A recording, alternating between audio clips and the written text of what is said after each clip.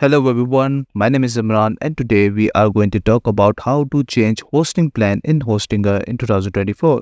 It's a very easy tutorial if you follow every single step. So let's get started. Once you log into your HPanel account of Hostinger, you might end up over here.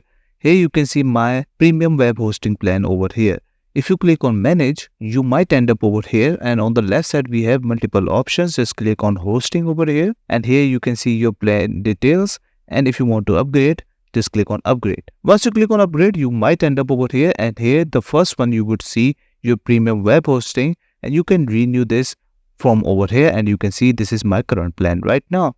And obviously the other ones are way better than mine, but if you want to upgrade, just click on this and pay the payment of $9 per month, and obviously you need to select the time period also. So this is how you can change your hosting plan in Hostinger.